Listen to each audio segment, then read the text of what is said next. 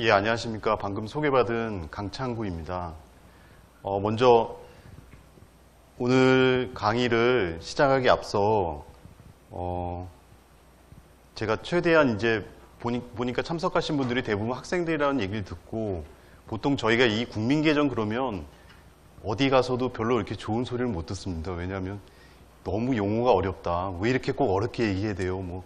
뭐 이래갖고 저희가 이렇게 좀 환영을 못 받는 축에 속하는데 그래서 최대한 나름대로 조금 쉽게 하려고 노력을 해보겠습니다. 그래서 혹시라도 그럼에도 불구하고 좀 어려운 용어들이 나올 때마다 제가 해석을 덧붙일 텐데요.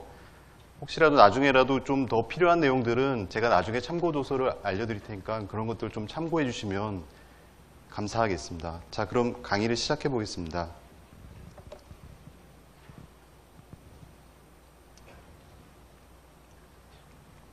예, 먼저 제목을 제가 2016년 국민계정으로 본 우리 경제라고 했는데요. 그러니까 방금 말씀드렸다시피 이제 국민계정에 대한 개괄적인 이런 소개를 좀 앞에 덧붙이고 그 다음에 그 다음 부분의 중요한 부분은 이제 각 지표들을 대표적인 지표들을 이렇게 직접 소개하는 거 그리고 어떻게 이걸 읽어야 되는지에 대해서 제가 함께 이렇게 여러분과 같이 한번 이렇게 따라가 보는 그런 형식으로 하겠습니다.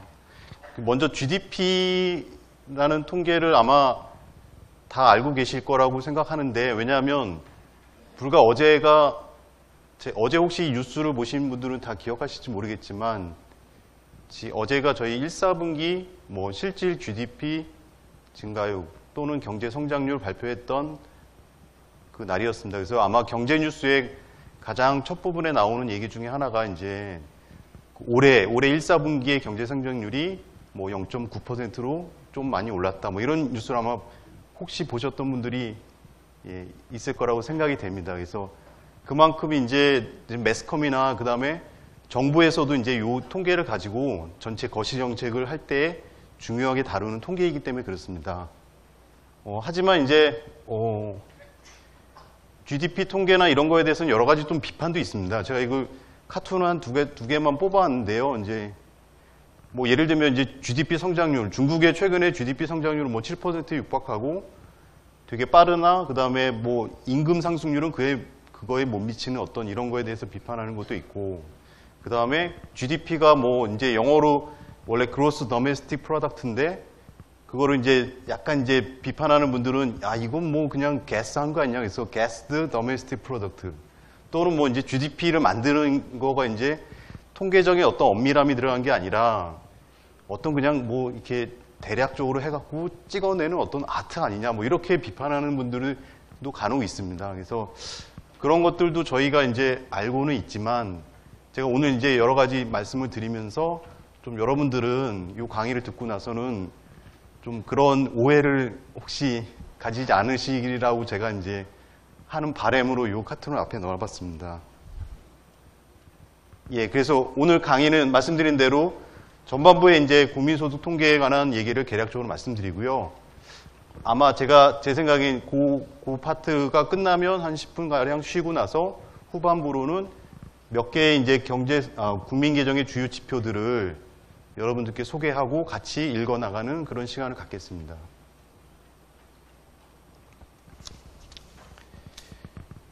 예, 먼저 국민소득 통계를 소개할 때 저는 항상 이 말을 좀 드리고 싶습니다. 다 아시는 말이지만 필요는 발명의 어머니다. 그런 말을 다 아시죠. 그래서 국민소득 통계가 처음에 어떻게 개발됐냐를 생각해 보면 크게 저는 두 가지를 꼽는데 그게 이제 여러분 잘 알다시피 미국의 1930년대에 있었던 대공황이랑 그리고 제2차 세계대전. 그러니까 경제적인 되게 침체와 이 전쟁이 이 국민소득 통계라는 거를 만들게 된 계기가 되었습니다. 이게 그러니까 예전부터 있었던 통계가 아니라 불과 100년도 조금 안 된 그런 통계, 이렇게 개발된 어떤 통계라고 생각하시면 됩니다. 먼저 대공황은 잘 아시다시피 1929년도에 이제 대공황이 시작됐는데요. 이때는 이제 정책 당국자들이 예를 들면 철강석 생산 몇 가지 통계들은 있었지만 그러면 나라 전체의 어떤 그 경제가 얼마만큼 위축되는지를 볼 수 있는 통계가 없었습니다. 그러니까 무슨 얘기냐면 마치 의사가 환자가 왔는데 예, 청진기를 아무리 이렇게 대도 뭐 키나 몸무게 몇 가지 이런 사항들은 알 수 있는데 이 사람의 병의 근본이 뭔지를 전체적으로 파악할 수 있는 어떤 그런 종합 검진 이런 시스템이 안 갖춰져 있다는 얘기입니다. 그래서 이때 당시에 유명했던 이제 경제학자가 바로 쿠츠네스인데요. 사이먼 쿠츠네스라는 이 사람인데 이 사람을 잠깐만 소개해드리면 이 사람은 사실 뭐 유대인 경제학자라고 알려져 있는데 이 경제 현상이 어떤 역사적 어떤 흐름과 관점에서 봐야 된다라고 생각했던 사람입니다. 그래서 특정 시점에 어떤 경제적 사건이 일어난 것은 그 전부터 흘러오는 어떤 그 역사적인 추세적인 흐름 속에서 봐야 된다고 해서 이 경기의 어떤 순환 이론도 만들고 그 다음에 미국 경제의 발전 과정과 그 소득의 변화를 통계로 만들어서 정리를 했던 사람입니다. 그래서 이 사람이 되게 엄밀한 어떤 이 통계를 그 통계적 그 작성이나 이런 게 되게 엄밀했기 때문에 어떤 주간지에서는 이렇게 이 사람은 표현했습니다. 이 쿠츠네츠는 숫자로 노래하는 사람이다. 이렇게 평가했었습니다. 자, 두 번째로는 이제 세계 2차 대전에 관련된 내용인데요. 이게 여러분도 잘 아시는 그 케인즈에 관한 얘기인데, 영국의 경제학자입니다. 독일과의 전쟁에서 승리하기 위해서 역시 이제 그러면 전쟁에 필요한 재원이 필요하니까 세금을 많이 걷어서 그리고 민간한테는 소비를 좀 억제해서 그 재원으로 이제 전쟁 준비를 해야 되는데 그 무기를 도대체 얼마큼 생산해야 되는지에 대한 어떤 통계가 없었기 때문에 그 케인즈 입장에서도 이 부분이 상당히 불만이 있었습니다. 그래서 본인의 어떤 지인이었던 로빈슨이라는 사람한테 의뢰해갖고 영국의 GDP를 1941년도에 개발하게 된 내역입니다. 그래서 이 이후에 이제 IMF나 그 세계은행, 그 다음에 UN 등의 국제기구를 통해서 이 국민소득 통계가 전 세계적으로 보급되게 된 것입니다.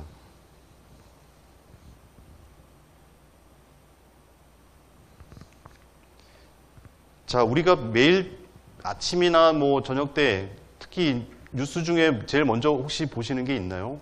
저 같은 경우는 이제 날씨를 먼저 보는데 오늘의 기상 예보지 않습니까? 그래서 예보를 볼 때 여러분들은 아마 너무도 당연하게 그냥 오늘의 날씨가 어느 정도 될 것이냐를 그 기상 예보관이 얘기해 주는 거를 이제 믿지만 이것도 예전부터 있었던 게 아닙니다. 여러분도 아시다시피 인공위성을 통해서 지구의 어떤 대기의 움직임이나 이런 걸 관측할 수 있게 되면서부터 이 어떤 그 기상 예측이나 이런 게 더 정확하게 됐는데요. 그것처럼 그 세무엘슨 교수는 이 GDP가 마치 그런 인공위성의 역할처럼 날씨를 측정하는 인공위성의 역할처럼 우리 경제 전반에 걸친 어떤 모습을 조망하기 위한 어떤 중요한 핵심 지표로 역할을 한다. 이렇게 표현했었습니다. 그리고 또한 경제의 어떤 순환 이론을 보면 뭐 경기가 이제 주로 수축, 그 다음에 침체, 회복, 팽창 이렇게 4단계를 이제 반복한다고 되어 있는데 이게 소위 말하는 경기 순환 이론인데 그렇다면 이제 경기가 심하게 이제 내려간 경우, 침체했던 경우와 그때의 상태가 어떤지 그리고 또는 너무 심하게 팽창해서 혹시 인플레이션이 생길 수 있는 가능성이 있는지 이런 것들에 대한 정보를 줄 수 있다는 점에서 GDP 통계가 유용하다 이렇게 평가를 했습니다. 뭐 마지막에 이제 노스하우스 교수도 2008년 저희 잘 아시다시피 이제 글로벌 금융위기가 있었는데 이때의 어떤 위기가 전 세계적으로 확산되지 않은 것은 어떤 이런 어지 통계 시스템에 구축이 되어 있던 덕분이 아니냐라고 평가를 했었습니다.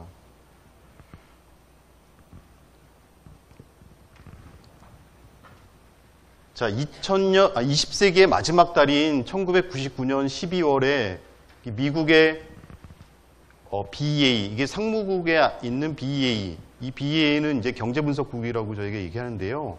여기가 이제 국민계정, GDP 통계를 작성하는 기관입니다. 여기서 이제 컨퍼런스를 열었습니다. 그래서 우리가 지난 100년, 그러니까 20세기 동안에 가장 우리의 어떤 업적들을 돌아보고 그 중에서 가장 훌륭한 업적이 뭐였냐를 꼽았을 때 이 사람들이 다 주저 없이 이제 GDP 통계를 꼽았는데 그 근거로 둔 게 이제 이 그래프였습니다. 그러니까 아까 말씀드린 것처럼 어떤 경제 성장의 흐름이 이제 뭐 상승기가 있고 하락기가 있고 그걸 반복하면서 이렇게 이루어졌는데 1941년도에 이제 BEA에서 처음으로 GDP 통계를 만든 시점입니다, 여기가. 근데 그 이전에 보면 이제 경기 뭐 하락, 그 다음에 경기 하락기계 이렇게 부분이 상당히 폭도 깊고 그리고 빈번하게 일어나는 걸 알 수 있는데 그 40년 이후에 보면 보시다시피 이제 그 하락폭도 작고 그 이제 빈도도 훨씬 적었다. 그래서 어떤 경제 순환의 어떤 모습은 그대로였지만 그 침체되는 경우나 빈도가 더 줄어들었다. 이거 우리가 이 GDP 통계를 가지고 있었기 때문이다. 이렇게 평가를 했습니다. 자, 여기까지만 말씀드리면 아니 이렇게 정말 완벽하고 뭐 이렇게 좋은 그러니까 소위 말하는 이게 GDP를 막 홍보하는 사람들은 너무 이제 자화자찬으로만 들릴 수 있는데요. 최근에는 뭐 아시다시피 여러분이 좀 아시다시피 이게 매스컴에도 나온 얘기지만 이 GDP의 한계 그리고 뭐 GDP를 넘어서는 보완하는 또 이런 여러 가지 노력들이 실제로 많이 이제 이루어지고 있습니다. 이제 그 대표적인 거론 GDP가 어떤 인간의 삶의 질, 행복 이런 걸 측정할 수는 없는 거니까 그런 것들을 측정할 수 있는 어떤 방법들을 모색해 보자. 이래서 뭐 각국 이제 대표적인 게 이제 국제기구들을 통해서 몇 가지 시도들이 이루어지고 있는데요. 제가 몇 가지만 말씀드리면 뭐 예를 들면 UN 같은 경우에는 인간 개발 지수 이래 갖고 여기에는 이게 소득만 보지 말고 그 어떤 사람들의 교육 수준이나 평균 기대 수명 이런 것들까지 고려한 그 지수를 만들자. 그래서 인간 개발 지수를 개발하고 했고요. 그다음에 OECD 같은 경우에서는 역시 뭐 소득 측면만 고려한 게 아니라 여러 가지 주거나 환경, 일자리, 그다음에 뭐 삶의 일과 생활의 어떤 밸런스 이런 것들을 다양하게 고려한 BLI라고 베터 라이프 인덱스라고 하고 더 나은 삶의 지수 이런 거를 만들자. 그래서 실제로 지금 만들어서 공표를 하고 있습니다. 그다음에 뭐 요건 또 아시는 분들은 아실 텐데 부탄 같은 경우는 이제 그로스 내셔널 해피니스 그래서 국민 총 행복 지수 뭐 이런 것들을 만들 수 있습니다.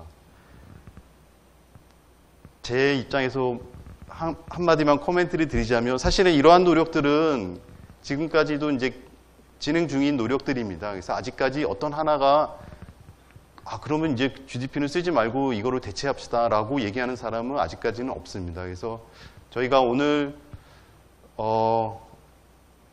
요 GDP를 제가 소개시켜 드리면서 여러분들한테 사실은 좀 도전을 드리고자 하는 내용이 뭐냐면 그럼 도대체 여기에 포함되지 않는 것과 앞으로 이것들을 어떻게 하면 더 발전적인 방향으로 만들어 갈 것이냐 하는 고민도 물론 이제 저희들도 늘 하고 있는 고민이지만 사용자나 이용자의 입장에서도 그런 것들을 한번 생각해 보시면 좋을 거라는 그런 당부의 말씀을 한번 드려봅니다.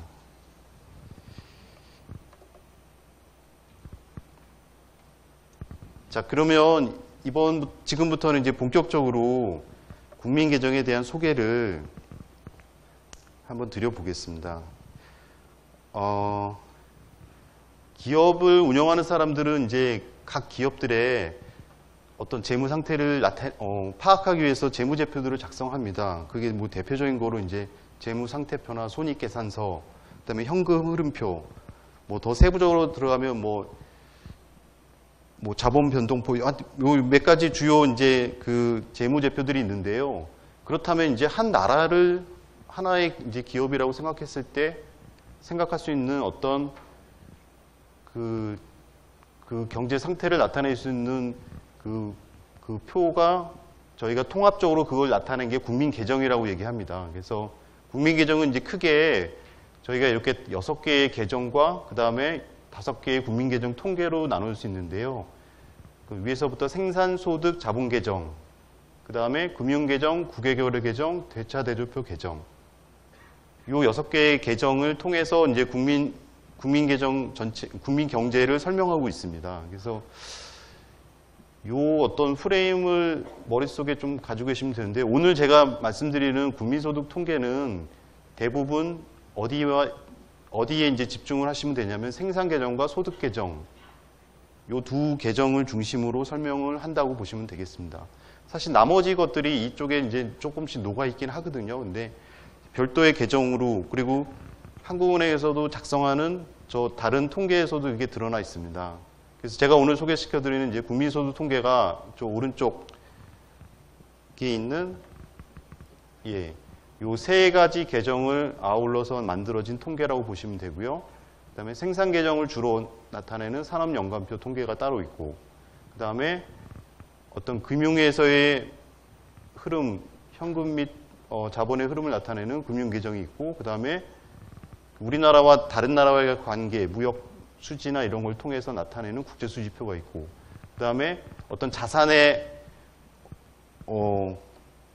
정도, 국가 부, 한 나라의 어떤 자산이 어느 정도 되느냐 나타내는 국민 대차 대조표 이렇게 있습니다. 자, 그러면 이 통계, 각각의 통계들은 뭐 저희가 그냥 임의적으로 어떻게 작성을 하는 게 아니라 그 아까 말씀드린 이제 최초에 만들어진 그 시점부터 그 국제기구들이 나서갖고 아, 이거는 그러면 한 나라의 경제 상태를 나타내는 것이니 여러 나라들의 어떤 그 GDP 통계를 작성할 땐 같은 기준으로 작성을 해야겠다라는 그 아이디어를 얻어서 이 전체적으로 동일한 기준으로 작성을 하자 그래서 국민계정 체계라는 것을 처음부터 만들기 시작했습니다. 그래서 1953년도에 유엔이 이제 처음으로 요 국민계정 체계에 대한 매뉴얼을 만들었습니다. 그걸 저희가 이제 53 SANA.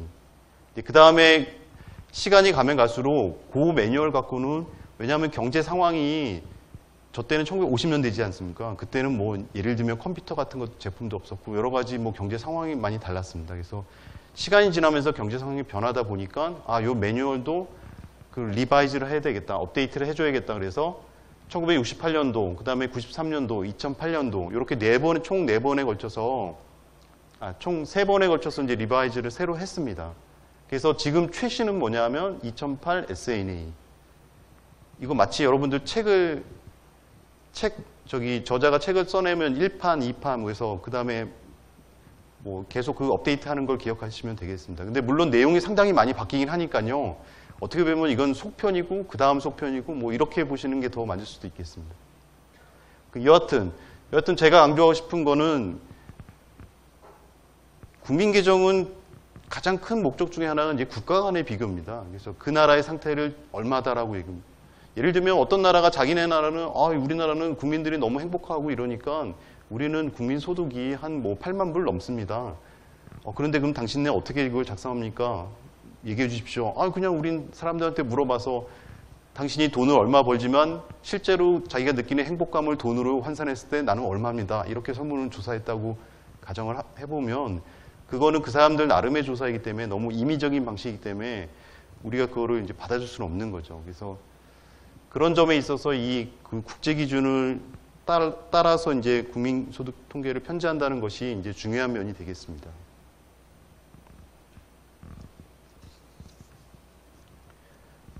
자, 요거는 이제 간략한 우리나라의 국민소득 통계 편제 연역을 나타낸 건데요. 이게 이제 1957년, 이게 전후에 이제 전쟁이 끝나고 얼마 되지 않아서 한국은행에서 이제 국민소득 통계를 처음으로 편제하고, 그 다음에 공식 추계 기관이 되었습니다. 그 뒤로 이제 제가 방금 말씀드린 이제 그 4가지 버전의 국제 기준, 이게 사실 저희한테 중요한데 뭐 여러분들이 보시기에는 그냥 잘 따라왔구나 이렇게만 생각하셔도 되긴 하는데요. 저희 입장에서는 요거 한번 그 매뉴얼 한 번씩 업데이트하는 과정이 이 정말 뭐 저희 표현으로 하여튼 뭐 뼈를 깎는 뭐 이런 고통과 이게 인내를 들여서 만든 거. 왜냐하면 모든 시스템 자체를 바꿔야 되니까 그게 쉬운 과정은 아니었습니다. 그래서 여기 보시면 이제 1960년대 저희 이제 우리나라 경제의 어떤 개발 시대가 시작되다 보면 그동안은 이제 연간으로만 하다 보니까요. 이제 그러면 연간의 어떤 진도 상황을, 경제의 어떤 진도 상황을 보다 좀 파악하기 위해서는 분기 통계가 필요하겠다 그래서 1968년도부터는 이제 분기로도 국민소득 통계를 작성하고, 그다음에 뭐 다른 통계와의 어떤 통합성, 그다음에 연계성을 강화한 게 1987년이고, 그다음에 요거는 이제 계절 조정 계열 정기, 요거는 제가 조금 있다가 조금 테크니컬한 거라, 하지만 요것도 상당히 중요한 부분입니다. 그래서 주지표를 저희가 바꿨고, 그다음에 뭐 실질 GDP를 연쇄로, 이것도 역시 테크니컬한 건데 뭐 연쇄로 뭐 어떤 실질 GDP를 추계하도록 이렇게 바꿨고, 그다음에 최근에는 이제 뭐 글로벌 생산, 요 얘기는 아마 좀 들어보셨을 텐데요. 최근에는 이제 뭐 한 기업이 이제 그 뭐라 그러죠? 다국적 기업들이 많이 생기다 보니까 생산이 이제 우리나라에서 다 이루어지는 게 아니라 여러 나라에 걸쳐서 생산 공장들이 생기고 하는 그런 것들을 어떻게 처리해야 되느냐 문제. 그다음에 뭐 R&D를 자산으로 포함한다. 뭐 이런 몇 가지 등을 저희 포함한 최근 2008 SANA로 2014년, 불과 한 3년 전에 저희가 최신 국제 기준을 따랐다. 이제 이게 사실은 옛날 아마 뉴스를 검색해 보시면 이런 게 이제 저희 입장에서 큰 자부심을 가지고 이제 홍보를 하고 있었습니다. 간략하게 이제 우리나라의 어떤 편제 연영을 말씀드렸고요.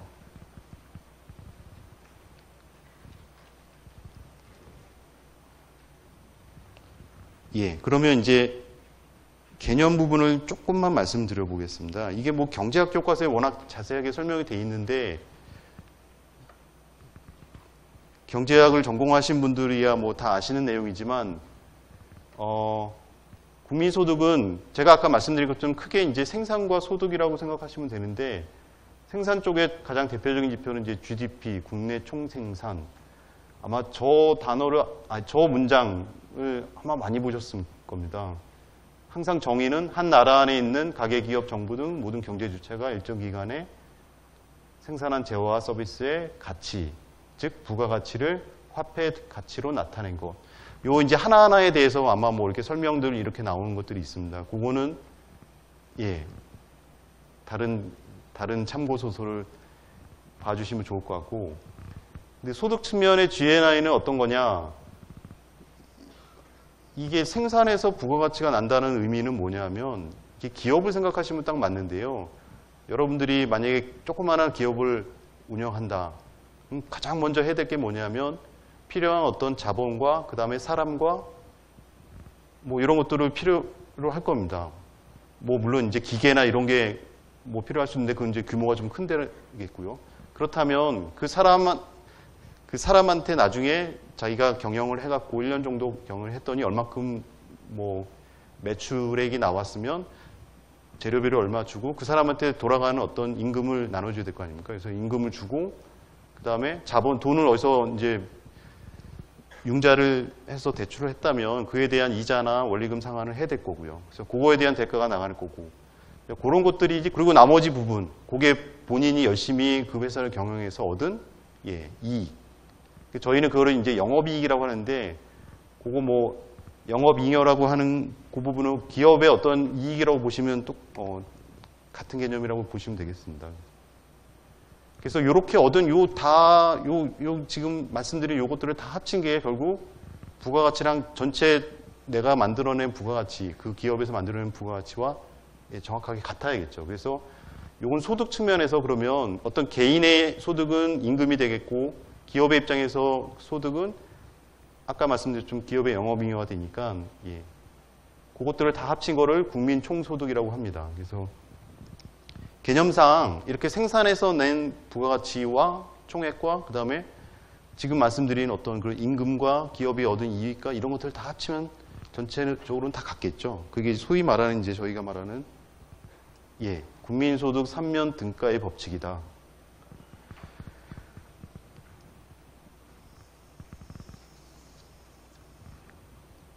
그래서 방금 말씀드린 것처럼 부가가치는 어떻게 나오냐면 이게 총 산출액이란 이제 어려운 말이 나옵니다. 그래서 이건 매출액으로 보시면 되겠고요. 그다음에 중간 투입액은 말씀드린 대로 이제 재료비 뭐 이런 거, 그걸 뺀 나머지가 이제 부가가치라고 보시면 되고, 그 부가가치 전체 총액은 방금 설명드린 것처럼 이쪽에 있는 피용자부서 영업잉여 고정자본 소문 제가 조금만 있다가 더 말씀드리겠어요. 이쪽에 가서 그 다음에 생산 및 수입세. 요거는 이제 정부가 어떤 역할을 했기 때문에 예를 들면 정부가 그 기업이 기업 활동을 잘하기 위해서 어떤 안전한 국방 서비스를 제공하고 뭐 그런 것들에 대한 대가로 내는 거죠. 그 다음에 생산물에 대한 생산물이 이동하면서 내는 부가가치세나 이런 것들 정부에다 내는 이게 이제 생산 및 수입세로 정부가 가져가는 소득이라고 보시면 되겠습니다.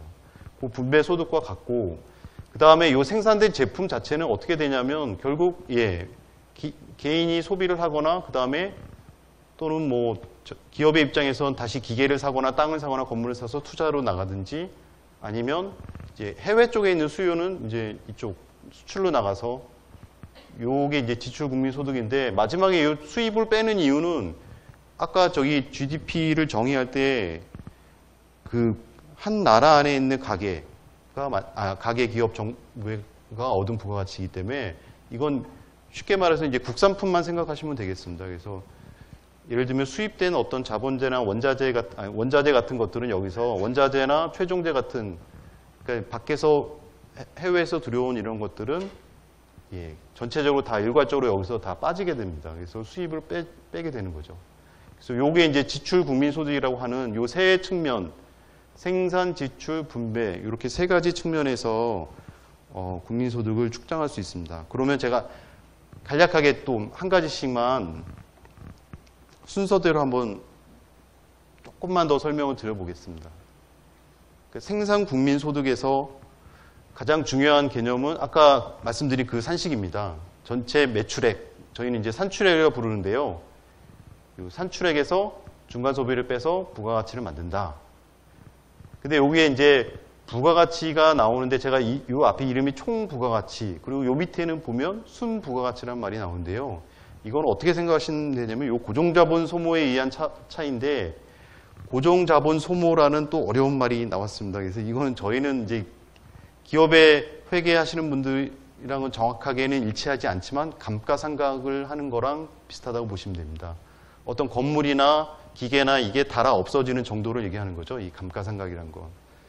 근데 이게 왜 이걸 들어간 거와 이게 빠진 거를 이렇게 구분해서 얘기를 했냐면 개념적으로 보시면 여러분들 한번 생각을 해보시면 아까 말씀드렸다시피 만약에 공장에 어떤 기계가 있다면 그 기계에 대한 예를 들면 기계가 한 10년 정도를 쓸 수 있다고 생각하면 10년 후에는 새로운 기계로 대체를 해야 될 거 아닙니까? 그래서 그동안은 기계가 일정 부분 10분의 1 정도 뭐 그냥 아주 편하게 생각한다면 10분의 1 정도씩은 매년 어떤 그 기계의 가치가 감소되는 거지 않습니까? 그래서 결국 나중에는 그 기계를 갈아줘야 되는데 따라서 이 기계에 대한 이 감소분은 우리가 어떤 부가가치를 아까 재료비 뺀 나머지 그 금액을 계산할 때 거기서 그 기계에 대한 감모분은 조금씩 빼줘야 되는 게 맞습니다. 왜냐하면 결국엔 나중에 이거는 기계를 구입하면서 한 번에 다 들어갈 돈이기 때문에. 그래서 고정자본, 이 기계 같은 건 이제 저희가 뭐 픽스드 캐피탈, 영어로 이거 설명을 더 드리는 게 편할 수도 있겠는데 고정된 어떤 기계에 대한 감소분 얘기하니까 고정자본 소모. 이 소모가 사실은 이게 영어로는 컨섬션입니다. 그래서 소비가 된 거를 얘기하기 때문에 이건 사실상은 빼줘야 되는 건데 그런데 이제 국민계정에서는 대부분은 이제 총 부가가치를 씁니다. 그 이유는 뭐냐면 방금 말씀드린 것처럼 이렇게 어떤 기계나 어떤 뭐 건물이나 이런 게 이렇게 줄어드는 속도가 10분의 1씩 이렇게 일률적으로 똑같이 가지는 않습니다. 그래서 이걸 어떻게 측정하느냐에 대해서는 또 아주 이론적으로 또는 실증적으로도 연구가 여러 가지로 되어 있는데 이게 국제적으로 표준이 된 게 없습니다. 그래서 요거를 추정하고 측정하는 게 어렵기 때문에 이제 저희가 그걸 발라낸 고정자본 소모 발라낸 순을 못 쓰고 총을 쓰는 경우가 대부분이고 또한 그렇다고 해도 이게 이제 크게 그 감소분이라는 게 이걸 뺀 거와 빼지 않은 거의 어떤 그 두 개의 시계열의 어떤 그 갭 자체가 이렇게 크게 막 흔들리거나 뭐 어느 순간에 감소가 막 확 일어나고 어느 순간에 뭐 감소가 전혀 안 되고 이런 건 아니잖아요. 그게 어느 시간이 흐르면 아주 좀 평화하지만 이렇게 조금씩은 어떻게 감소하는 거기 때문에 그거를 그냥 고려 안 한 그 총 부가가치를 현재로서는 제일 많이 쓰고 있습니다. 그래서 아마 여러분들이 어디서 보실 때 그냥 산출액에서 중간소비 총 부가가치 요 산식, 아까 제가 말씀드린 그 산식만 기억하셔도 괜찮을 것 같습니다.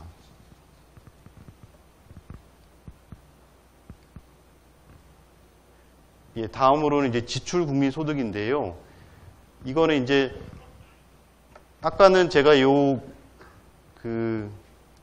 소비, 투자, 그 다음에 수출 마이너스 수입, 요게 이제 경제학 교과서에 아주 잘 등장하는 이제 국민소득 항등식이라고 얘기하는데요.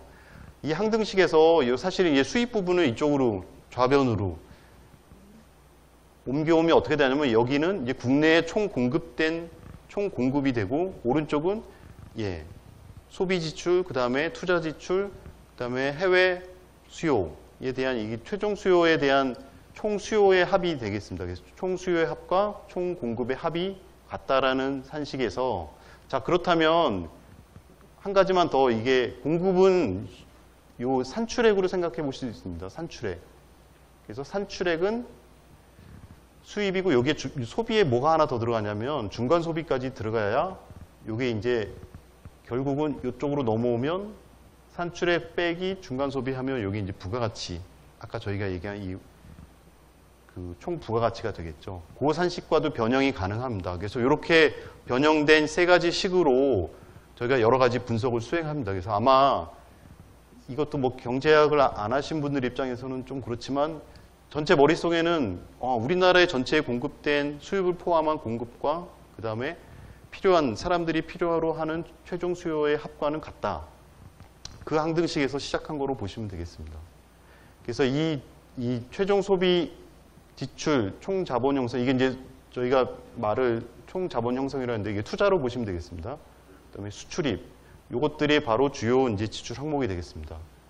그다음에 최종 소비에는 이제 가계와 그다음에 정부 그다음에 여기 또 어려운 용어인데요. 가계에 봉사하는 비영리 단체는 그냥 요거 가로하시고 비영리 단체라고 보시면 되겠습니다.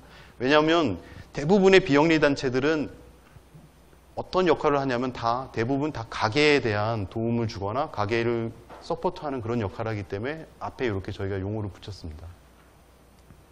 자, 그 다음에 총 자본은 아까 고정자본 소모 나왔죠. 근데 고정자본은 형성하는 거. 투자로 만들어질 때는 이게 만들어지는 거니까 이제 형성이 들어가고 그 다음에 재고가 들어가서 전체 총 자본 형성이 되겠습니다. 그 다음에 분배 국민소득에서는 여기서는 중요한 게 어떤 거냐면 아까 말씀드린 어떤 소득이나 이런 게 과연 누구한테 가느냐인데 그 누구가 도대체 누구냐의 문제입니다. 무슨 얘기냐면 이제 크게는 이제 가계가 있을 거예요. 가계가 가져가는 여기 가계가 가져가는 뭐 임금이나 이런 것들이 있을 테고 그 다음에 뭐 기업으로부터 받는 배당금 이런 것들이 있을 테고요. 그 다음에 우리가 저기 앞에 두 개 이제 요거는 기업인데요. 기업을 크게 국민계정에서 두 가지로 나눕니다. 금융법인과 그 다음에 금융이 아닌 법인, 그래서 비금융법인. 이제 법인 기업을 다루고 그 다음에 나머지는 일반 정부. 그 다음에 마지막으로는 여기 국외가 있습니다. 국외는 이제 아까 말씀드린 것처럼 이제 해외로 수출하거나 수입하면서 일어나는 것들을 해놓은 거니까요. 국내에 있는 저기 주체들은 하나, 둘, 셋. 요거를 이제 굳이 이렇게 나누자면 다섯 개의 어떤 그를 저희가 이제 제도 부문이라고 표현을 합니다. 그래서 아까 그 생산 국민소득이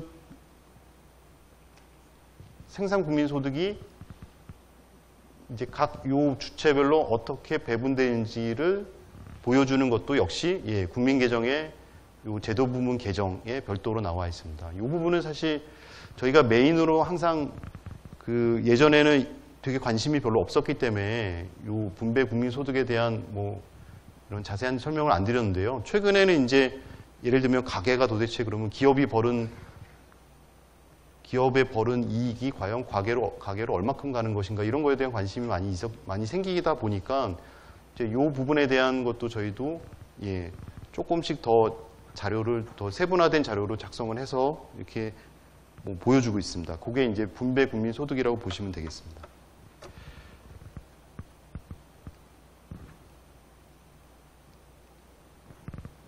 요 이제 항목들은 뭐냐면 저희가 통계를 직접 작성해서 마지막에 나가는 어떤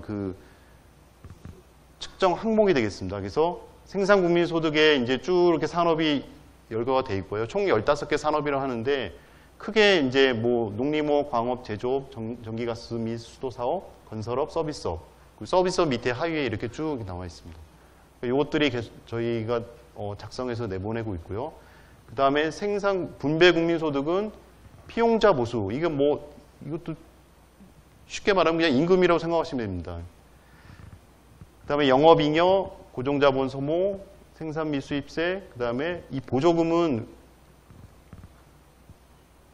빼주고 국외 수치 요소소득, 국외 지급 요소소득. 이거 국외 수치 요소소득은 해외로부터 이제 근로자가 자기가 일해서 송금을 하거나 그 다음에 기업들이 다른 나라의 재투자를 통해서 얻은 수익들을 국내로 송금했을 때 그걸 여기에 포함시키고 있습니다.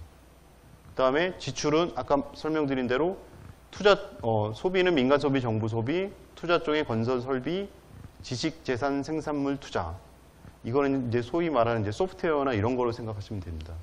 그 다음에 재고 증감 및 규정품 순취득, 그 다음에 재화 및 서비스의 수출 수입. 이렇게 보시면.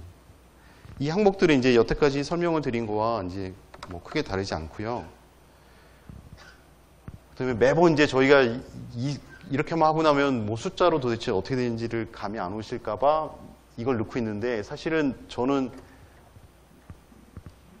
이거를 넣는 이 사례를 넣는 이유가 여기 보면 이제 농부가 처음에 땅에서 밀을 생산했을 때 그 판매비를 50원, 원료비는 물론 원료비가 얼마 정도 들어가겠죠. 근데 땅으로부터 자연적으로 그냥 얻었다고 가정했을 때가 이제 원료비를 재료로 봤을 때 부가가치가 50이다.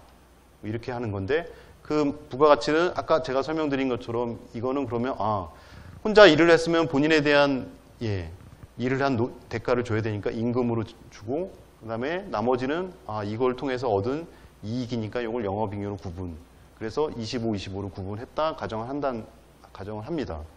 그다음에 요 재분업자는 농부로부터 밀을 사서 밀가루를 만드는데 역시 판매 원료 그래서 요만큼의 부가가치가 생겼고 이렇게 그 다음에 제빵업자가 나오는데 이 재분업자나 제빵업자는 마치 제조업을 보시면 되겠습니다. 왜냐하면 원래 재료를 갖다가 그걸 변형시키고 거기다 덜 덧붙여서 파는 거니까. 그 다음에 마지막에 판매업자는 뭐냐면 빵을 만든 사람한테 빵을 갖다가 어떻게 하냐면 그 빵을 원하는 사람한테 소비자한테 주는 거잖아요. 요거는 제품의 변형이 전혀 없습니다. 요건 소위 말하는 뭐 도소매업자죠. 우리 저기 빵가게나 이런 분들이 물론 빵을 직접 만드는 데도 있지만 그거를 도매로나 소매로 해서 소비자한테 연결해주는 이 서비스업의 대표적인 거로 볼 수 있죠. 그래서 요게 보면 1차 산업 만약에 옛날의 기준으로 1차, 2차 산업, 3차 산업의 어떤 그게 다 포함되어 있는 사례이기 때문에 이걸 저희가 이 사례를 늘 많이 쓰곤 합니다. 그래서 보시면 전체 판매액은 500이었고 이 중에 원료비가 300, 그래서 부가가치는 200이다. 그래서 부가가치 합계는 200인데 이 최종적으로 마지막에 빵을 산 이 사람이 얼마를 주고 샀냐면 200원에 판매가 됐으니까요. 200원. 결국 부가가치 전체를 합한 거는 최종 생산물의 가격이랑 같다. 그래서 이 말이랑 이 말이랑 같은 겁니다. 부가가치 합계랑 최종 생산물의 가격. 그 다음에 이것은 저기 1차, 2차, 3차 산업에 있는 사람들이 가져간 피용자 보수나 영업잉여의 요 합과 같다. 그래서 요게 전체 생산 지출 분배 국민소득의 흐름을 나타내는 모습이라고 보시면 되겠습니다.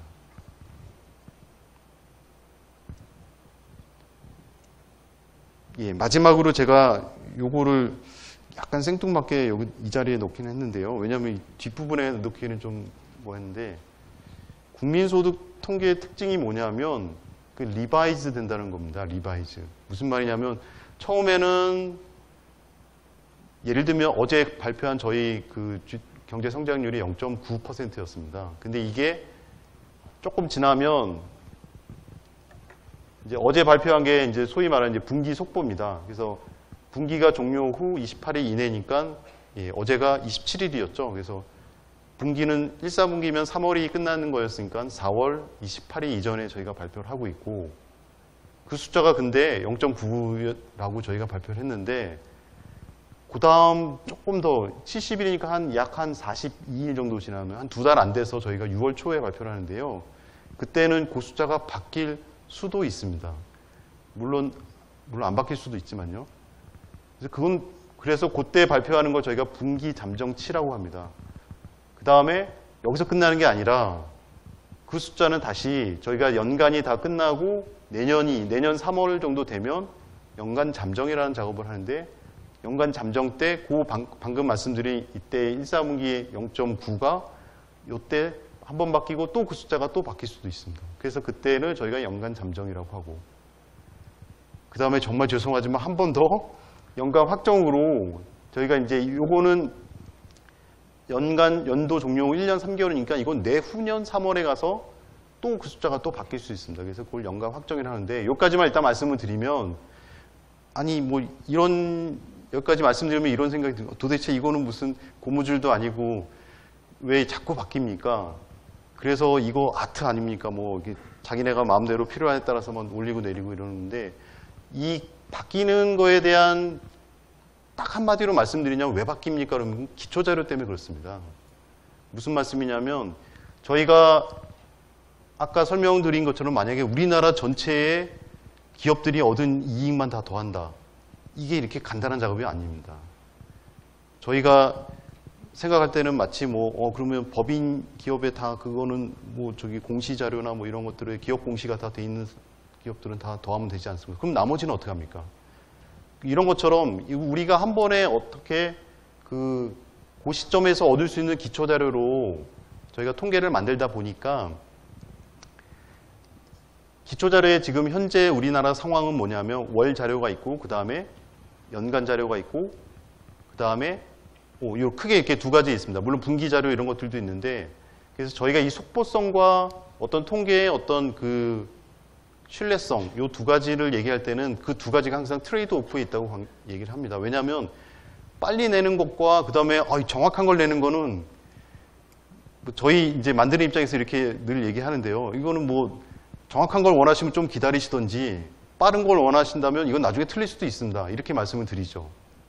물론 이제 저희는 이렇게 얘기하지만 이용자분들의 입장에서 늘 이렇게 얘기합니다. 아니 빠르고 정확하게 내면 되죠. 이렇게 얘기하는데 그게 현실적으로 힘든 게 결국 이제 기초자료 문제 제가 아까 말씀드린 그겁니다. 그래서 기초자료가 새로 업데이트 되면서 저희가 잠정으로 하고 그 다음에 연간으로도 하고 연간 확정으로도 합니다. 이 연간 확정이 왜 이렇게 늦어지느냐에 대해서는 여러분들한테 드리고 싶은 말씀은 우리나라의 대부분의 어떤 기초 자료들은 이제 국세통계연보, 그 다음에 통계청에서 만들어내는 어떤 건설업 조사 보고서 이런 것들은 대부분 다 요 시점입니다. 1년 그 해가 지나고 1년 정도 다 지난 시점에서 공표가 됩니다. 그래서 저희가 그거를 다 입수를 해갖고 그래서 약 한 3개월 정도 작업을 해서 통계를 발표하는 그런 시스템이기 때문에 그거를 좀 머릿속에 좀 생각을 해보시면 저희가 이렇게 왜 이걸 바꿔나가고 그리고 왜 이렇게 빈번하게 하는지에 대해서 좀 약간 좀 이해가 되실지라고 생각합니다. 마지막에 여기 기준년 개편 그러면 5년마다 또 바꾸냐? 이때는 전 계열을 수정한다. 연감이 이건 도대체 뭐냐? 이건 아까 제가 말씀드린 그 국민계정 편제 매뉴얼 있지 않습니까? 08 SANA다. 이제 그런 것들은 뭐냐면 이제 컨셉츄얼리 뭔가 개념적으로 뭔가 옛날에 보니까 이거는 예를 들면 자산으로 처리를 하면 안 되는데 요즘 같으면 이제 R&D 투자 같은 거는 예전에는 그냥 비용으로 처리를 했거든요. 근데 지금은 R&D 투자 같은 거는 이건 기업이 향후에 자기의 기업의 가치를 더 높이기 위해서 투자하는 거로 봐야 된다 그래서 자산으로 처리하는 겁니다. 그러니까 이런 부분들은 시간이 지나면서 사람들의 어떤 그 생각이나 그다음에 경제의 어떤 개념 자체가 변화될 때는 그거는 다 일괄적으로 다 수정을 할 수밖에 없는 노릇이죠. 그리고 또 한 가지 이유는 역시 기초자료 문제인데 우리나라의 그 경제 센서스라고 하는 통계청에서 매 5년마다 지금 실시하고 있습니다. 이게 인구 센서스와 같이 병행이 되는데요. 지난 2015년에 이제 이제 아직 발표는 안 됐습니다. 2015년에 조사를 해갖고 올해 6월 말에 이제 경제 센서스 조사가 발표됩니다. 그 말은 뭐냐면 그 매 5년마다 발표되는 것은 그래도 가장 그 신뢰성이 높은 자료로 저희가 알기 때문에 그 자료의 어떤 값이나 이런 것들을 참고해서 저희가 새로 이제 그 안에 있는 구조들을 새로 이제 좀 업데이트를 해주는 그런 작업들을 하기 때문에 이게 5년마다 한 번씩 기준형 개편이라는 작업을 합니다. 그래서 이렇게 일관된 작업을 하는데 뭐 개인적으로 저는 실무자의 입장에서 저희도 작업을 조금만 하면 좋겠습니다. 근데 이게 어쩔 수 없는 어떤 지금 어떤 그 업무 프로세스가 돼 있어서 요 분기에 대해서도 이렇게 하고 연간에 대해서는 2번, 그다음에 요 전체적으로 기준형 개편을 한다. 이게 어떻게 보면 지금으로 봐서 약간의 어떤 최적화된 어떤 그런 모습이 아닌가 이렇게 말씀을 드리겠습니다. 자, 그래서 일단은 여기 전반부의 설명은 저희 마치고요. 두 번째는 그 후반부에는 아까 말씀드린 것처럼 국민개정 주요 지표들을 함께 읽어보는 그리고 좀 해석해보는 그런 시간을 갖겠습니다.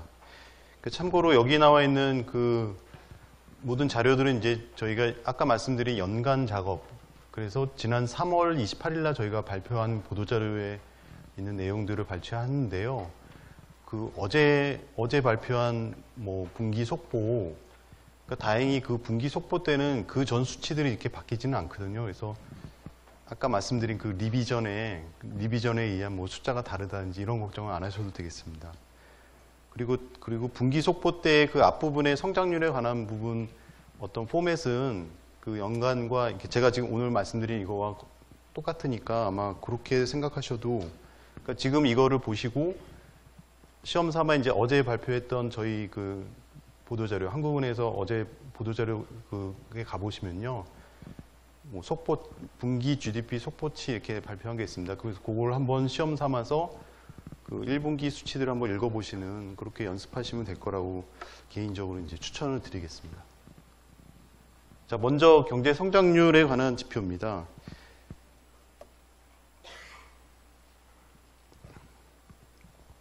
보시면 저희가 분기별 경제 성장률 추이 그래서 가로 열고 계절 조정 계열 이렇게 되어 있는데요.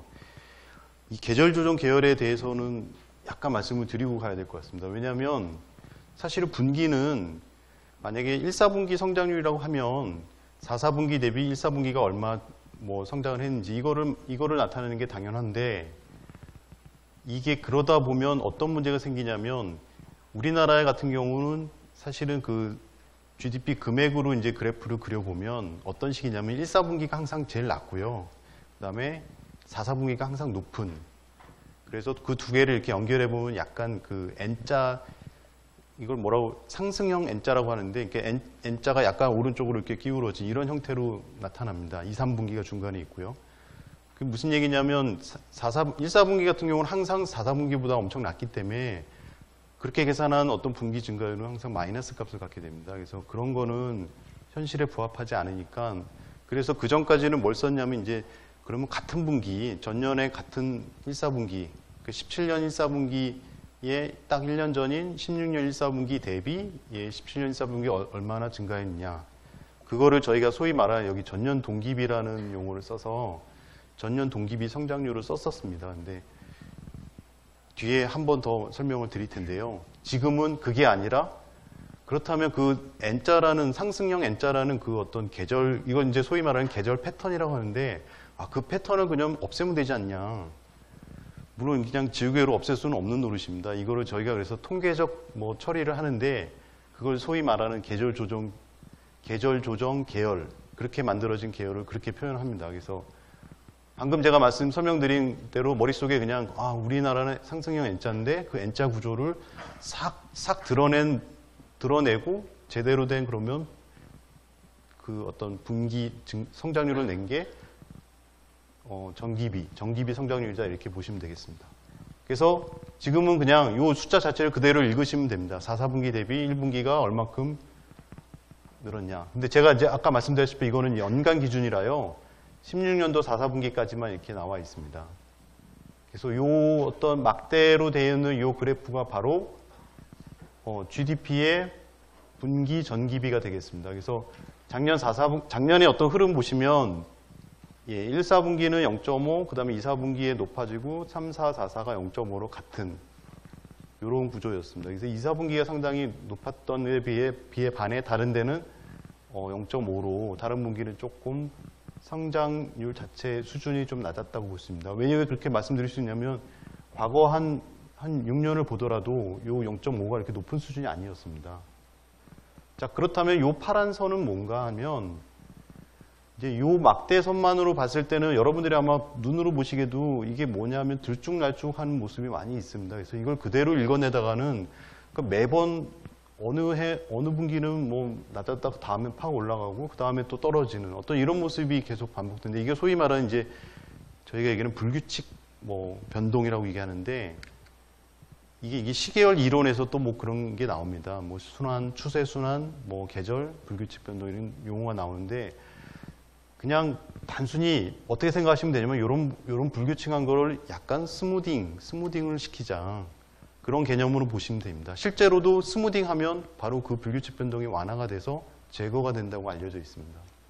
그래서 이거를 어떻게 했냐면, 여기 표현한 것처럼 중심 이동 평균에서 3분기 이동 평균을 한다.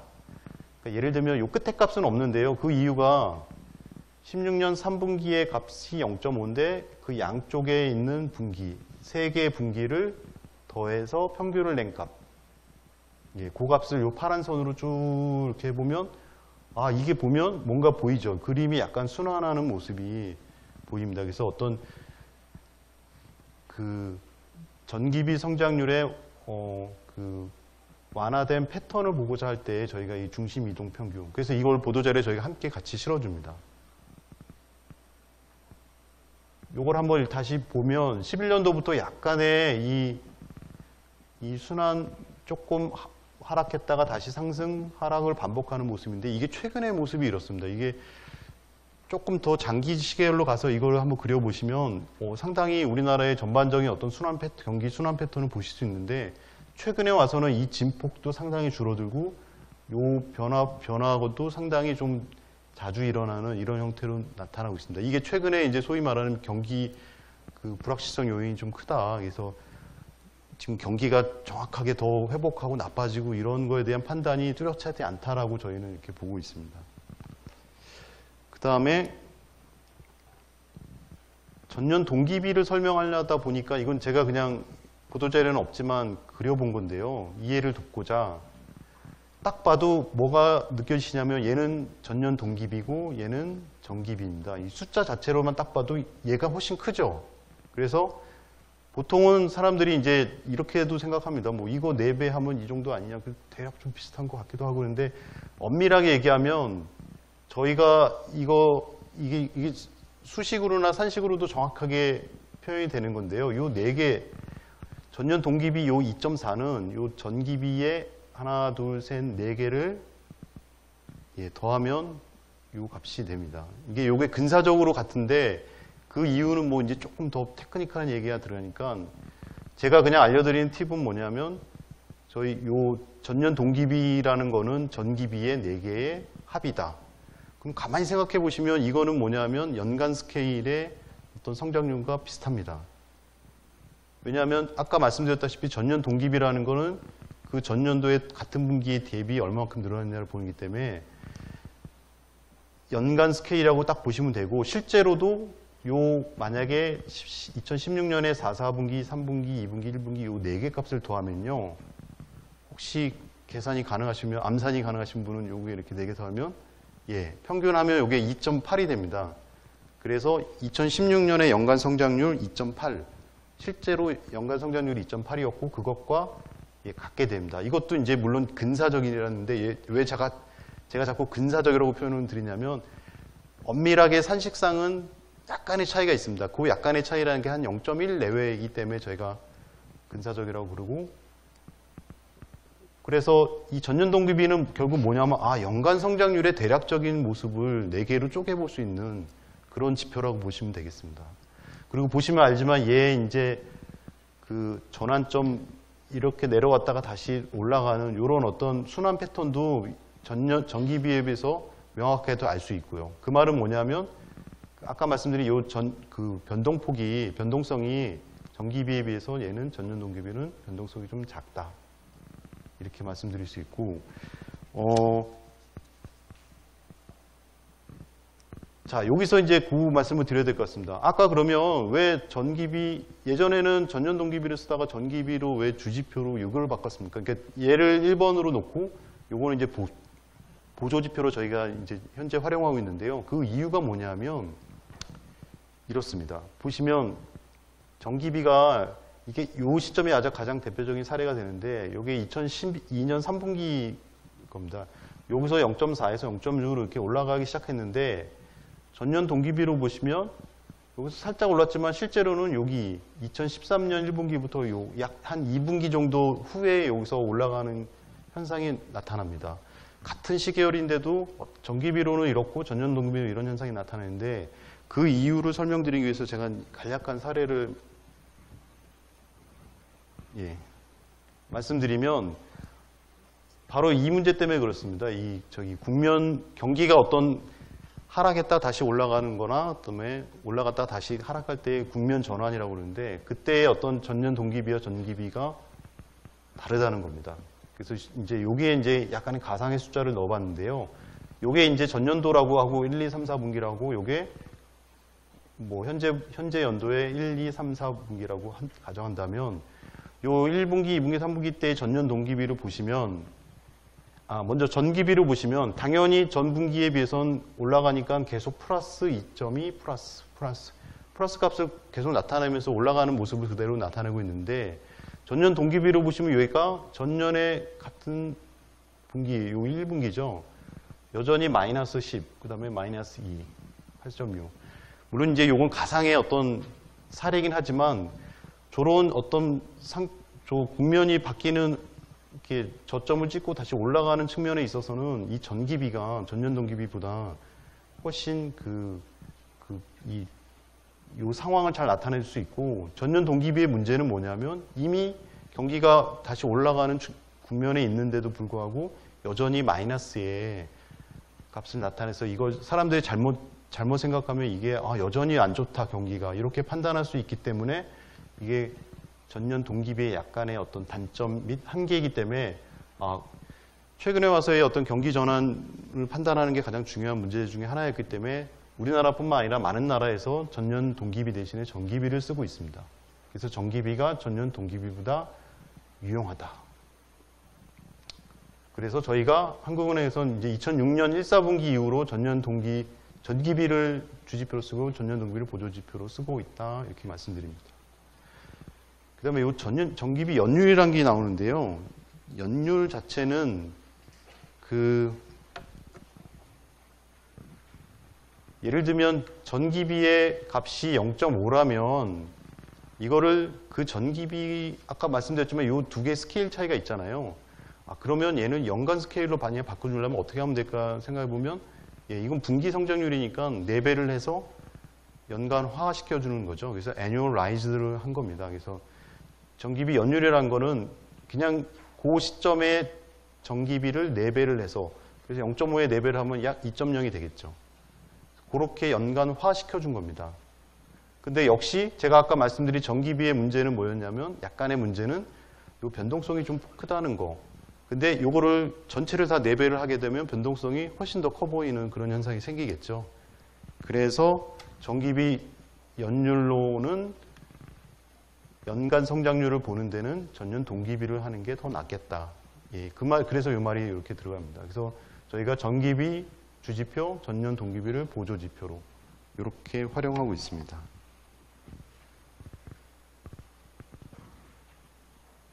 자, 다음으로는 경제 성장률 우리나라 경제 전체가 아니라 이제 그럼 각 산업별로 한번 들어가 보겠습니다. 그래서 이게 이제 각 산업별 2015년과 2016년 연간 성장률 이렇게 나와 있습니다. 이건 각각의 분기 성장률이고요.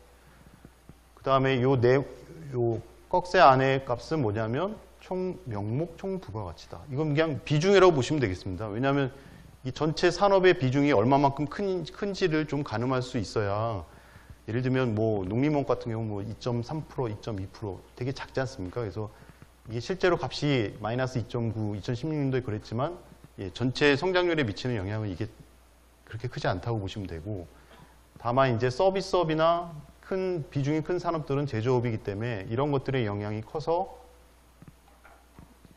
전체 성장에 얼마큼, 일단 이제 제가 성장 기여도도 말씀드릴 텐데, 그거를 이제 대략적으로 보시라고 여기다 이제 비중이 들어간 겁니다.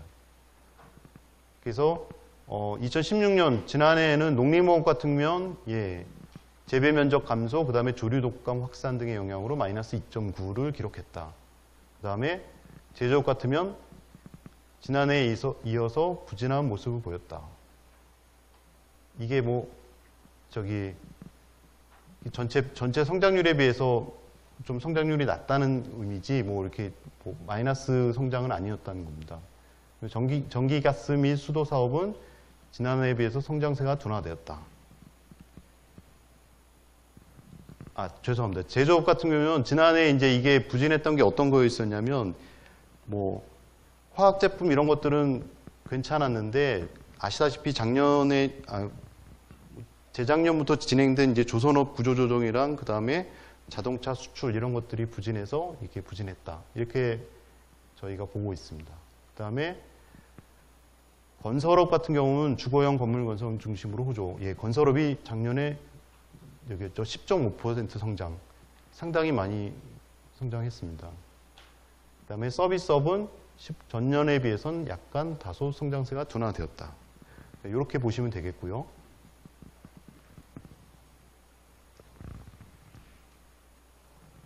자, 이번에 지출 항목별로 최종 소비, 고정 투자, 그 다음에 수출입 이렇게 나와 있는데 이 최종 소비 안에 사실은 민간과 이제 정부가 나눠져 있는데요.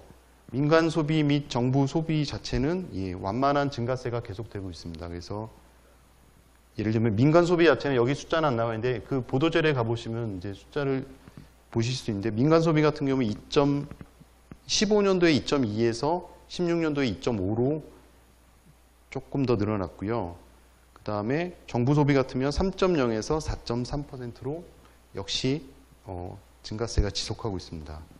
그러니까 민간 소비 같은 경우 이렇게 크게 많이 안 늘어났는데 말씀드린 것처럼 2.5 정도인데 이거는 이제 뭐 다 아시다시피 가계 같은 경우에 가계부채 증가 등의 영향으로 소비가 이제 제약되는 원인이 있고 정부 같으면 정부 소비 자체는 4.3%로 많이 늘었는데 그거는 정부가 이제 소비 활성화 대책을 위해서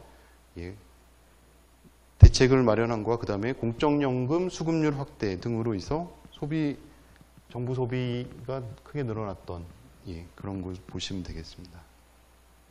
그 다음에 수출 같은 경우면 수출은 반도체나 화학제품 등이 늘어났고 그 다음에 수입 같으면 원유나 광산품 등이 늘었습니다. 자, 다음으로요.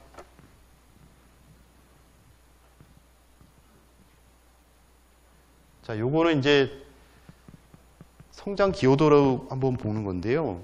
아까 말씀드린 것처럼 성장 기여도는 성장률에 그 부문이 가지고 있는, 차지하고 있는 어떤 중요도, 비중을 곱해서 계산합니다. 그래서 저희가 이걸 산식으로 표현하면 부문의 성장률 곱하기 전년도의 명목 금액 비중이다. 아까 저희 꺽쇠로 표현된 그 부분이 있죠.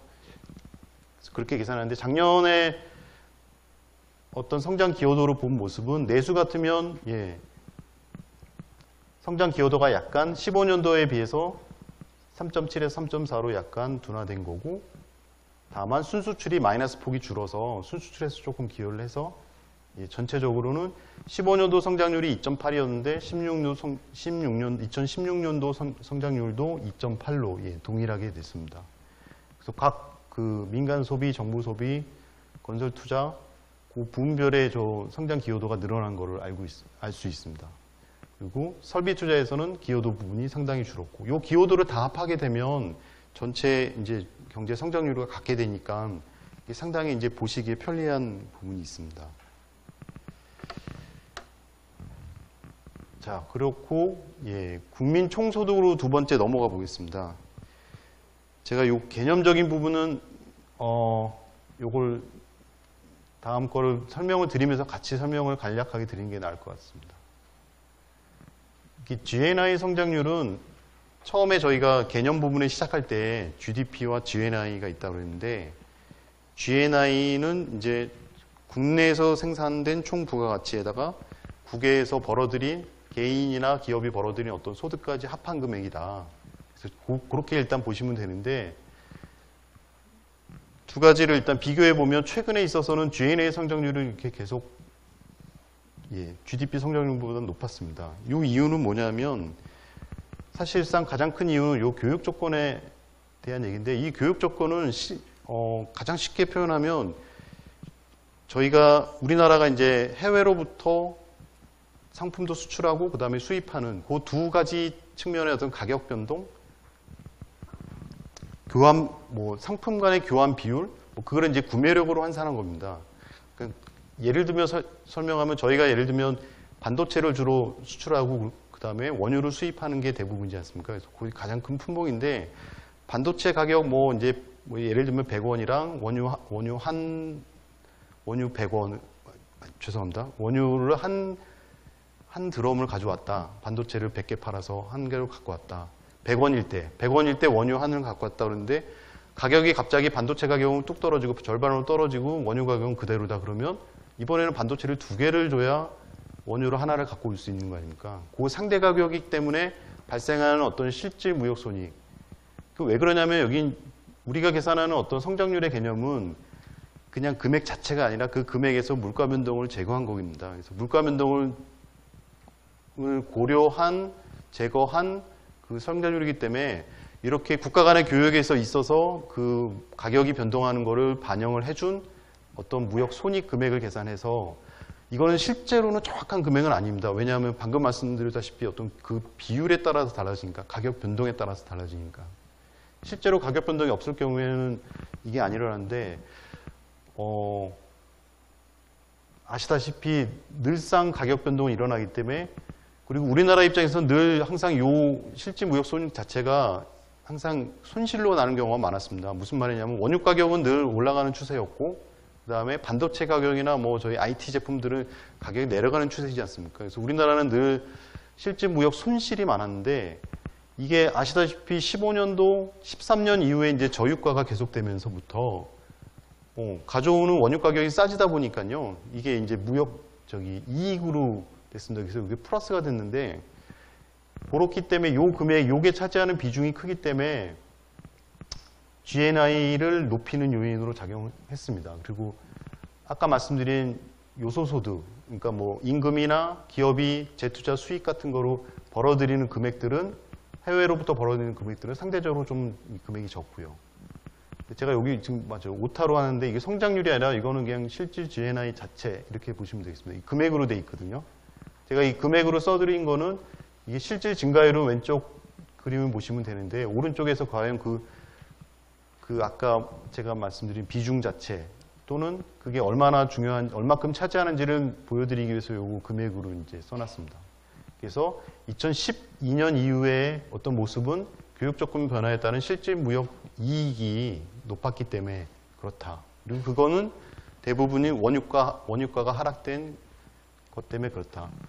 근데 재밌는 건 여기 2012년의 경우에는요, 실제로 이때는 이 실질 무역 손실이었습니다. 무슨 말이냐면 이게 이제 금액으로 약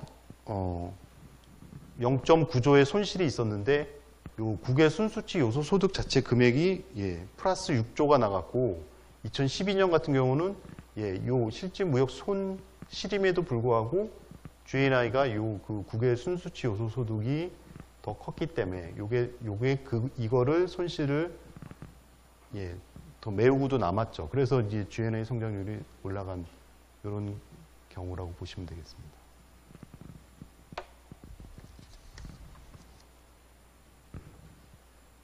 자, 다음으로는 이제 국민 총소득 금액을 한번 보시겠습니다. 지금까지는 이제 실질 증가율 또는 성장률이었는데요. 요건 이제 뭐냐면 그냥 경상 금액 그대로 보시면 되겠습니다. 그래서 우리나라의 명목 GDP 금액, 아까 말씀드렸다시피 실질 GDP에는 이제 가격 요인이 없지만 여기서부터는 이제 가격 요인이 반영된 경상 금액인데, 보시다시피 이게 가파르게 계속 올라가고 있는 모습입니다. 그리고 이제 대표적인 지표가 이제 1인당 GNI랑 요거를 저희가 많이 쓰고 있는데 1인당 GNI 그래프를 보시면 1975년도부터 한번 그려봤는데요. 쭉 보시면 계속 올라가다가 이제 요게 이제 1999년 IMF 외환위기 때 이게 한번 떨어지고 다시 또 2008년 글로벌 금융위기 때 이렇게 떨어지고 최근에 와서 약간 주춤하다가 2016년도에 27,561달러로 돼 있는데 요 주춤했던 게 그러니까 2015년에 이제 환율 상승 때문에 그러는데 제가 다음 차트에서 한 번 더 설명을 드리겠습니다. 그리고 요게 이제 PGDI라는 게 하나 나오는데요. 이거는 뭐냐면 여러분들이 아마 뭐 이런 기사나 이런 걸 많이 들었는데 이거 1인당 GNI를 이제 원화로 환산해 보면 이건 이제 달러화로 표현한 게 27,000불인데 원화로 환산하면 약 한 3,200만 원이 됩니다. 그러면 뭐 다들 이렇게 계산합니다. 뭐 우리 집에 그럼 식구가 4명이니까 3,200만 원 곱하기 4 하면 1억 2,800만 원. 우리 집 소득이 평균 소득이 그러면 우리나라에 1억 2,800만 원이냐.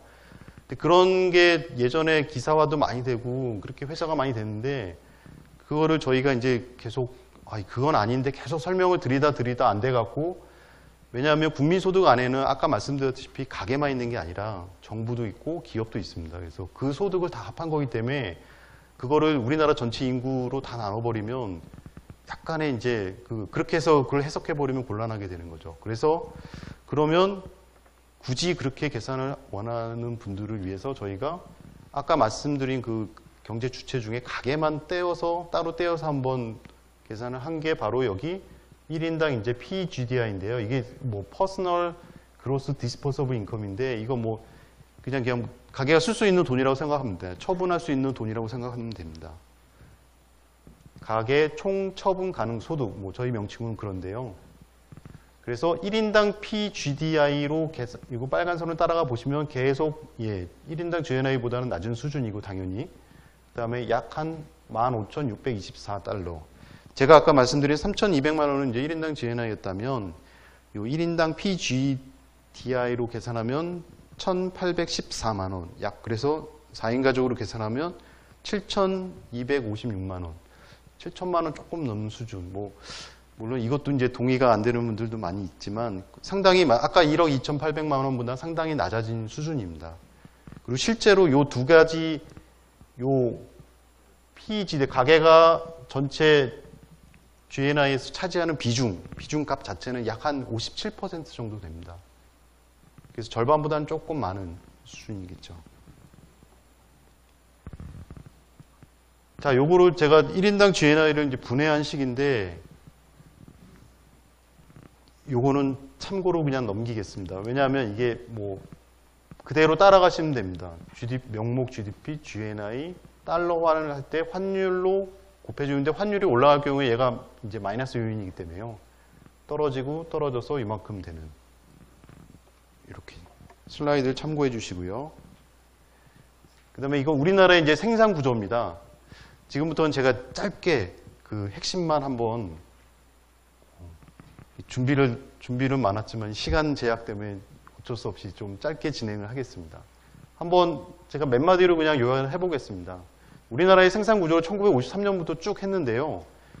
보시면 아시지만 1953년도에 우리나라의 절반은 농림업이었습니다. 농림업 비중이 컸었고 광공업에 이제 제조업을 포함한 건데요. 광업 제조업. 그 비중이 그때는 8.9%밖에 안 되는데 2016년에 와서는 이게 제조업 비중이 30%, 그다음에 농림업 비중이 2.2%로 상당히 줄어들었고요. 그다음에 서비스업 비중도 꾸준히 증가해서 이렇게 올라갔습니다. 자, 그다음에 이건 지출 구조인데요. 지출 구조에서 가장 두드러진 게 보시면 민간 소비가 꾸준히 하락했다는 걸 알 수 있습니다. 언제까지? 1980년대 중반까지. 이거는 아까 뭐를 떠올리시면 되냐면 우리나라 개발, 제가 서두에 말씀드린 혹시 케인즈의 그 영국 사례를 기억하시는지 모르겠는데 전쟁 자금을 필요로 해서 민간의 어떤 소비 억제를 통해서 저축을 늘려서 뭐 이렇게 했던 게 기억나실 겁니다. 근데 우리나라 같은 경우는 뭐냐면 기업들을 살리기, 기업의 어떤 성장과 기업들의 어떤 수출, 기업들의 뭐 투자를 위해서 가계 소비는 점차적으로 줄여나가서 그거를 저축을 해서 예전에 저축을 많이 장려했던 그 기억을 하실 겁니다. 그래서 개발 시대에 민간의 어떤 저축을 유도해서 투자를 늘리고 투자를 확대하고 수출도 확대해서 우리 경제의 어떤 기반을 닦아놨던 그런 과정들이 이제 여기 이제 요 그림에 이제 녹아 있습니다. 자, 분배 구조. 분배 구조는 아까 말씀드린 것처럼 피용자 보수, 기업 및 제3소득, 뭐 고정자본 소모, 뭐 세금이야 이렇게 크게 변동이 없는데요. 피용자 보수가 조금씩 올라왔고 기업 및 재산소득은 뭐 이게 사실 피용자 보수 임금이라는 게 상당히 경직성이 있기 때문에 이렇게 최근에 우리 산업 구조가 갖춰진 80년대 이후로는 이렇게 큰 조금의 변동은 있지만 큰 변동이 없는 거로 아마 확인할 수 있을 겁니다. 그다음에 요거를 이제 가계랑 기업, 정부 이렇게 세 어떤 경제 주체별로 한번 보시면 그 전체에서 가계가 차지하는 비중은 75년도부터 쭉 하락해 왔던 거를 알 수 있습니다. 그리고 상대적으로 이제 기업의 비중은 상승하다가 최근에 와서 약간 정체되는 이런 수준입니다. 그다음에 정부는 역시 정부의 역할이 강조되다 보니까 정부 지출로 인한 뭐 정부의 비중도 꾸준히 상승했고 최근에 와서는 약간 주춤하는 이런 모습을 보실 수 있고 여기 이제 저축률이 하나 빠진 게 이제 가계저축률인데요. 죄송합니다. 다음 이제 저축률로 가겠습니다. 저축률은 뭐 일반적으로 우리가 예전에 뭐 경제학에도 나오는 얘기지만 현재 소비를 뭐 미래 소비로 또는 투자 재원으로 사용될 여력이 뭐 늘었다 이렇게 해석해서 저축은 되게 장려돼 왔습니다. 근데 최근에 와서는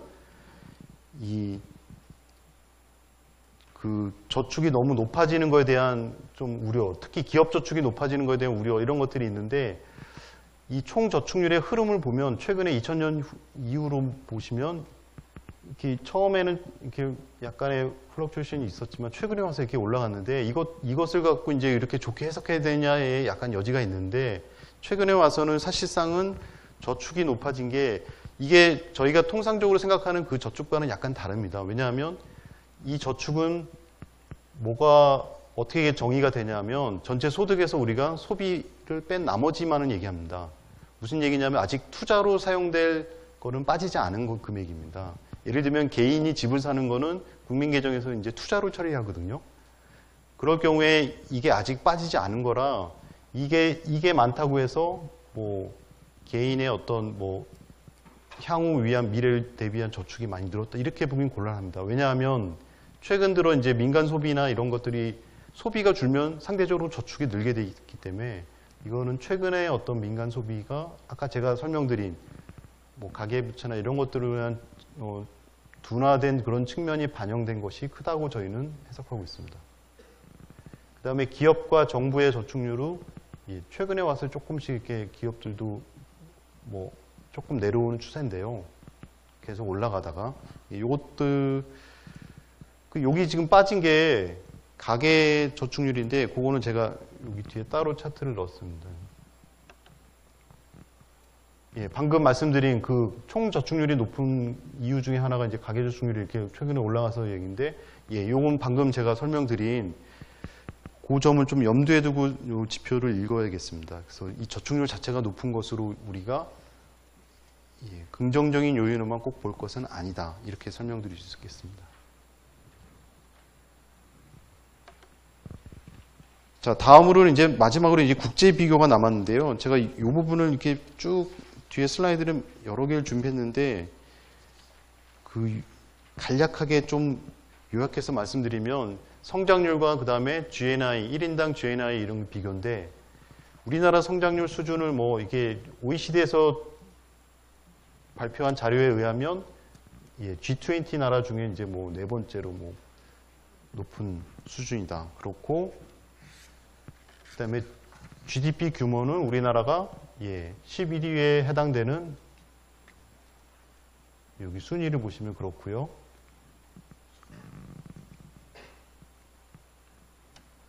그 다음에 이제 1인당 GNI에 대해서만 제가 조금 말씀드리고 마치면 될 것 같습니다.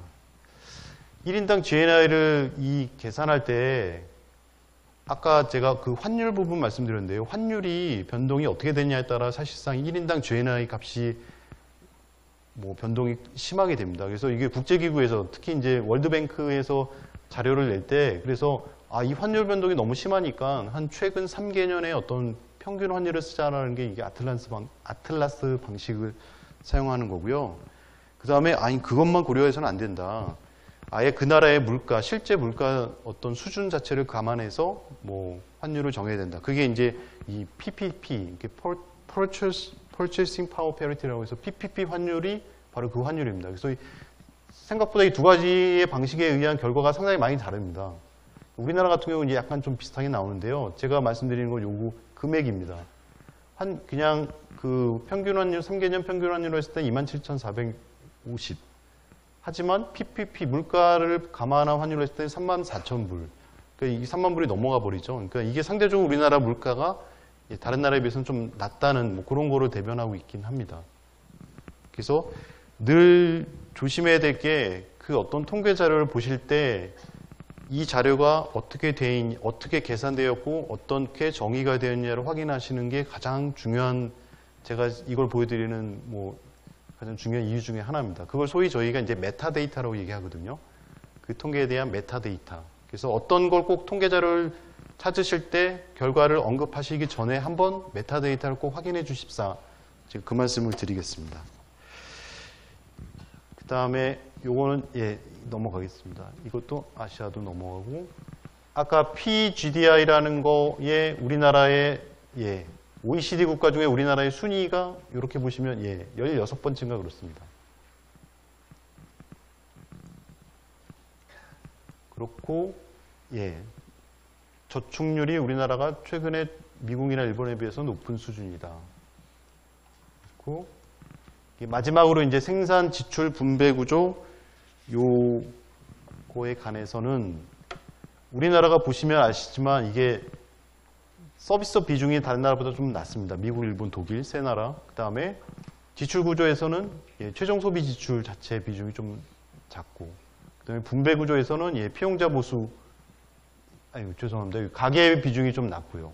근데 요것들을 이제 한꺼번에 좀 해석하는 어떤 한 가지의 방식은 뭐냐면, 우리나라의 어떤 서비스 비중이 적고 대신에 이제 제조업 비중이 높지 않습니까? 제조업 같으면 대부분은 이제 기계나 이런 걸 통해서 이루어지다 보니까 그것들로 이루어지는 어떤 가계가 벌어들이는 임금 구조, 임금보다는 기계 설비나 그다음에 그 기계의 어떤 첨단화, 그다음에 IT 기술들을 접목해서 사람은 덜 필요하고 나중에 결국 자동화나 이런 걸 통해서